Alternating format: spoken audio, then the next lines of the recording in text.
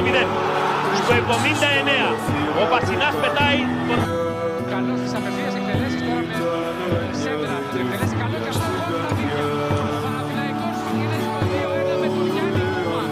Κεντρικό αμυντικός, ο οποίος στέκεται προσοχή στο σημαίνει του κόρνερ και περιμένει τα συγχαρητήρια. Σίγουρα με τον Κάμπελ τώρα θα έχει ενδιαφέρον αυτό το δίδυμο. Η παλιά είναι έξυπνη, το 1-1.